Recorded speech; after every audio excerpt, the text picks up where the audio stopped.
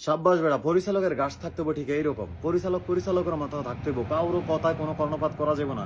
যখন প্রত্যেকটা প্লেয়ার তামিমের পাশে দাঁড়াইছে এবং ক্রীড়া সাংবাদিকগুলো বলতেছে যে নিঃসত্ব তার ক্ষমা চাইতে হইব, পরিচালক বলতেছে যে আমি কেন ক্ষমা চামো, আমার ক্ষমা চাওয়ার প্রশ্নই আসে না, আমি বাংলাদেশের দালাল, আমি কেন ক্ষমা চামো। ঠিক এই কারণে ওনারা এত বেশি পছন্দ হয়।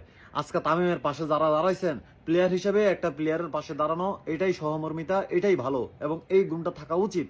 কিন্তু আপনারা মোস্তাফিজের পাশে দাঁড়াইছেন, মোস্তাফিজের যখন আইপিএল থেকে বাদ করে দিছে সামান্য একটা ইস্যু দেয়া, তখন মোস্তাফিজের পাশে কি দাঁড়াইছেন? একটা প্লেয়ার কি ছিল যে মোস্তাফিজের পক্ষে একটা পোস্ট করছে? তখন কেন পোস্ট করেন নাই? এখন তামিমের পক্ষে পোস্ট করতেছেন। এই বাংলাদেশের মানুষের কথা বলাতে আপনাদের গায়ে লেগে গেছে, অথচ বাহিরের একটা মানুষ বাংলাদেশের মানুষকে এইভাবে বাহির করে দিছে, সেটা আপনাদের গায়ে লাগে না? দালালি ছাড়েন মিয়া। দালালি করতে হইলে বাংলাদেশে দালালি করেন, বাহিরের দেশের মানুষের এবং বাহিরের দেশ নিয়ে যারা ভাবে তাদের দালালি করতে হইব না। ভাই যেই কথাগুলো বলছে একদম প্রত্যেকটা কথা পয়েন্টে পয়েন্টে বলছে, কোনো ভুল নাই এখানে। আর পরিচালককে সরি বলার কোনো দরকার নাই।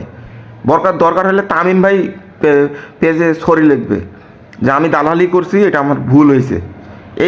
এইরকম প্রতিবাদ দরকার, এইরকম সব কিছু দরকার। আসলে বাংলাদেশে অনর থাকতে হইব। কইছি তো কইছি, কোনো কথা হবে না,